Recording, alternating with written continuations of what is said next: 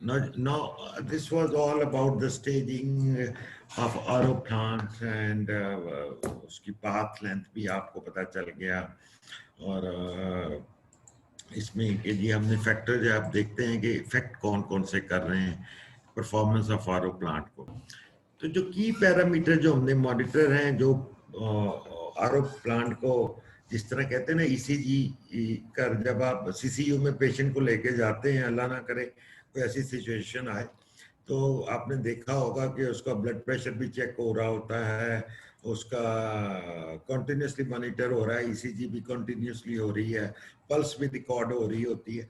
Basically वो हमने हर चीज़ को नॉर्मलाइज करना होता है कि उसकी ब्लड प्रेशर भी स्टेबल हो, पल्स भी स्टेबल हो।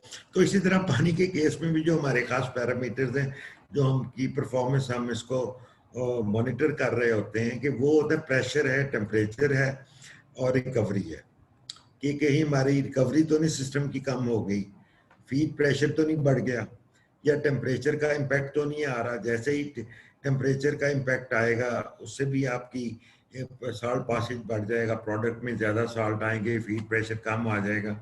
तो इसको हम थोड़ी सी प्रीसीडिंग स्लाइड्स में थोड़ा सा एक्सप्लेन करते हैं। Basically, trouble with the performance of RO system normally means least one of the following कि वही जो impact है loss of permeate flow कि आपका product flow कम हो गया है, आपका जो salt passage है product की water quality जो है वो उसमें salt ज़्यादा आ रहे हैं, या आपका डेल्टा पी है जो आपका मेम्ब्रेन को फीड कर रहे हैं, जो रिजेक्ट का प्रेशर है और जो मेम्ब्रेन का फीड प्रेशर है, इन दोनों का डिफरेंस है डेल्टा पी है वो, अगर वो बढ़ गया है तो वो ये दो तीन चीज़ें हम मॉनिटर नॉर्मली करते हैं।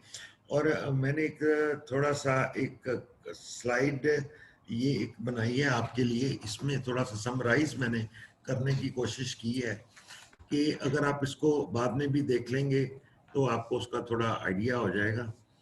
तो अब ये है अगर symptom causes and corrective measures, अगर आपका परमिएट फ्लो बढ़ गई, नीचे ये जरा लास्ट कॉलम में सिग्नल देख रहे हैं, ये जो सिंबल्स दिए हुए हैं, ये एरो अपवर्ड जो है वो इंक्रीजिंग है, डाउनवर्ड डिक्रीजिंग है, और राइट साइड पे है नॉट चेंजिंग, और डबल अप और डबल डाउन साइड पे जो एरो हैं वो मेन सिम्टम, ये वो मेन सिम्टम रूट कॉज के लिए क्या है कि अगर आपका परमिएट फ्लो जो है वो बढ़ गया है, यानी कि प्रोडक्ट का फ्लो बढ़ गया है और सॉल्ट पासेज भी बढ़ गए हैं, यानी कि आपकी प्रोडक्ट के टीडीएस ज़्यादा आ रहे हैं, तो इसका और डिफरेंशियल प्रेशर यानी कि आपके प्रेशर में फ़र्क नहीं पड़ा, तो वो कहते हैं उसमें जो उसका डायग्नोस्टिक ट्रबल है वो ये है जी कि आपकी मेम्ब्रेनें ऑक्सीडाइज हो गई हैं, मेन पंजाबी में कहूँ तो फारग हो गई हैं। अब आपको जिस तरह मैंने पहले बताया था कि जी कोई भी ऑक्सीडाइजिंग एजेंट अगर मेम्ब्रेन में क्लोरीन चली जाएगी, फ्री क्लोरीन, ओजोन या KMnO4 पोटेशियम परमैंगनेट, तो आपको फिर मेम्ब्रेन रिप्लेस ही करनी है, उसका कोई ये इरिवर्सिबल फॉलिंग नहीं है। तो इसलिए ये डिफरेंट चार्ट्स में मैंने एक्सप्लेन करने की कोशिश की है। सेकंड कि अगर परमेट फ्लो बढ़ गया है, साल्ट पासेज भी बढ़ गया है, डिफरेंशियल प्रेशर भी वही रहा है, कि मेम्ब्रेन में आप ये चेक कर सकते हैं। दूसरा प्रोबेबल कॉज ये भी हो सकता है कि आपकी जो मेम्ब्रेन में इंटरनल लीकेज, जब आप मेम्ब्रेन दो को कर रहे हैं, आपस में कनेक्ट कर रहे हैं, तो वो आपके ब्रेकेज जो है उसमें ओरिंग्स वगैरह में एब्रीजन हो गई है, वो भी आप चेक कर लें कि ओरिंग्स वगैरह तो आपके डैमेज नहीं। उसी तरह एक दो केस डिस्कस कर लेते हैं कि अब आप मैं आ जाता हूँ परमिएट फ्लो, जिसमें डबल एरो है फर्स्ट, कि जी परमिएट फ्लो कम हो गया। जब मेम्ब्रेन्स ब्लॉक होंगी तो उसमें से साल्ट पासेज नहीं आएगा, फ्लो नहीं गुजरेगा, कम फ्लो गुजरेगा, तो ऑटोमेटिकली जो है साल्ट पासेज भी इसका इंक्रीज हो जाएगा। जब आप देखेंगे तो डिफरेंशियल प्रेशर भी बढ़ जाएगा, यानी कि फीड प्रेशर उसका बढ़ जाएगा। जब मेम्ब्रेन में ब्लॉक आएगी और जो पंप पीछे से पंपिंग कर रहा है, तो आगे से उसको ब्लॉकेज जब मिलेगी तो उसका फीड प्रेशर बढ़ेगा। जब फीड प्रेशर बढ़ेगा तो रिजेक्ट का प्रेशर तो वो डेल्टा पी बढ़ा देगा आपका। तो वो जो डेल्टा पी है वो दैट इज इंडिकेटिंग फैक्टर के लिए आपकी मेम्ब्रेन्स में फॉलिंग किस टाइप की हो रही है।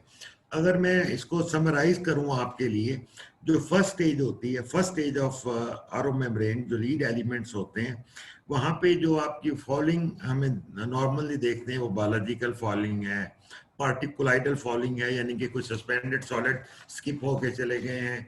बायोलॉजिकल फॉलिंग का इस तरह से पता चलता है कि अगर आप मेम्ब्रेन खोलते हैं तो फर्स्ट मेम्ब्रेन को जब आप टच करेंगे तो वो स्लिपरी सी फील होगी। वो एक बायोलॉजिकल मतलब कि क्विक चेक है कि वो आपको बायोलॉजिकल फॉलिंग बता देगा। और इसी तरह जो सेकंड स्टेज की मेम्ब्रेन होती हैं और थर्ड स्टेज की, क्योंकि उसमें कंसंट्रेटेड वाटर जा रहा होता है, तो उसमें ज़्यादातर जो आपकी फॉलिंग है वो कैल्शियम स्केल फॉर्मेशन होती है। स्केल वो आप उसकी स्केलिंग को रिमूव करें तो वो रीस्केलिंग उसकी आप कर सकते हैं। और बायोलॉजिकल फॉलिंग जो है, आयरन फॉलिंग, आप इसमें देखेंगे ये फर्स्ट लीड्स एलिमेंट में फर्स्ट स्टेज में ज़्यादा होती हैं।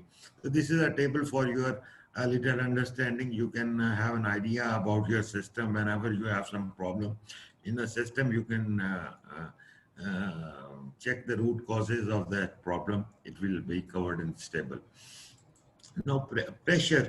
अब जितना फीड प्रेशर आपका बढ़े, there is some relationship between pressure and temperature, कि जैसे ही प्रेशर बढ़ेगा और आपका सॉल्ट रिजेक्शन बढ़ती जाएगी। जैसे कि आप मेरी पुरानी स्लाइड्स को जो मैंने 5 मिनट पहले रिव्यू की थी, जैसे जैसे हमारा प्रेशर बढ़ता जा रहा था सॉल्ट रिजेक्शन भी बढ़ती जा रही थी। सॉल्ट जो है वो आपका परमिएट में कम होता जाएगा। इसी तरह इसका it has a relationship with temperature, कि अगर आपका टेम्परेचर बढ़ता है तो सॉल्ट रिजेक्शन भी आपकी कम हो जाती है। इसमें ये रिकवरी, ये वो जस्ट मैंने स्लाइडल फॉर्म में दे दी है, जो मैंने आपको पीछे आपको कवर किया है। ये सारी चीजें स्लाइड्स में ये आपको इम्पैक्ट इसका बता देंगी। अब मेन चीज पे आते हैं कि जब हमने परफॉर्मेंस मॉनिटर करनी है तो इसमें आरओ प्लांट के ऊपर हमने इसकी लॉग शीट को बिल्कुल मेंटेन करना है हर वक्त। ये बहुत इंपॉर्टेंट चीज है कि लॉग शीट ही आपको बताती है। जिस तरह मैंने एग्जांपल दी थी, हॉस्पिटल में पेशेंट होता है तो वो एक लॉग शीट मेंटेन की जाती है आफ्टर एवरी आवर 2 आवर्स के जी के 12 बजे इसकी पल्स इतनी थी, ब्लड प्रेशर इतना था, शुगर इतनी थी। इसी तरह हमारे जो के जहाँ जहाँ भी हमने प्रेशर गेजेस लगाई हुई हैं, फ्लो मीटर्स लगाए हुए हैं, फीड प्रोडक्ट रिजेक्ट में फ्लो मीटर आपने देखना है। अब पीएच में हमने मॉनिटर करनी है, हमने टेम्परेचर मॉनिटर करना है, उसको लॉग करना है, फीड वाटर टेम्परेचर को। और ये लॉग बहुत इंपॉर्टेंट है। अगर आप नया सिस्टम डिजाइन कर रहे हैं तो कोशिश करें कि आपके पास फीड टेम्परेचर आपने मॉनिटर करना है, फीड की पीएच मॉनिटर करनी है, फीड एंड परमिएट दोनों की कंडक्टिविटी मीन कि अगर कंडक्टिविटी मॉनिटर करें, उसको रिकॉर्ड करें। और एसटीआई ओआरपी, एसटीआई जो मैंने आपको पहले काफ़ी डिटेल एक्सप्लेन किया है कि ये इसको मैंने आपको 3-4 स्लाइड्स में कवर किया मैंने इस टॉपिक को एसटीआई का, कि ये बेसिकली एसटीआई ही आपकी मेम्ब्रेन की लाइफ को बढ़ाती है। अगर आपकी एसटीआई कंट्रोल है तो आपका मेम्ब्रेन की लाइफ और परफॉर्मेंस कंसिस्टेंट होंगी। इसके बाद फीड परमिएट और कंसंट्रेट के प्रेशर आप मॉनिटर करेंगे, जो कि आपको डेल्टा पी बताएंगे, और delta P is indication of the system fouling. Permeate and concentrate flow, ये भी आपको, अगर आपका प्रोडक्ट फ्लो कम हो गया तो बेसिकली ये जब एक ही टाइम में 1 आवर के बाद या आप 2 आवर्स के बाद रीडिंग ले रहे हैं तो वो आपको इंडिकेट कर देगी कि यार 12 बजे मेरा इतना ये रीडिंग्स ये थी, ये 1 बजे ये हुई, तो इस दरमियान में क्या हुआ कि क्या पानी की क्वालिटी चेंज हुई, या मेरा एसिड जो है डोजिंग टैंक एम्प्टी हो गया, या एंटीस्केलेंट डोज नहीं हुआ। तो वो आप उससे आपको मॉनिटर कर सकते हैं कि उस पॉइंट को फिक्स कर सकते हैं। अगर आपके पास डाटा अवेलेबल नहीं है समटाइम, क्योंकि मैं भी ओईएम हूँ और हम लोग भी आरओ प्लांट्स वगैरह में डील करते हैं, तो अक्सर क्लाइंट जो है वो भी डाटा लॉग शीट नहीं दिखाते। तो वो डाटा लॉग शीट ना दिखाने का मकसद ये होता है कि जी कि वो थोड़ा सा जो आपको बता रहा है, देखने आया चीज उसको भी समझ ना लगे कि वो मेरे साथ हुआ क्या, वो खुद ही ढूंढ ले, ढूंढ सकता है। तो बहरहाल बाय एक्सपीरियंस आप भी मैनेजर्स जो हैं वो यू कैन उसमें थोड़ा सा इन्वॉल्व होंगे तो आपको भी चीज़ें पता लग जाएंगी।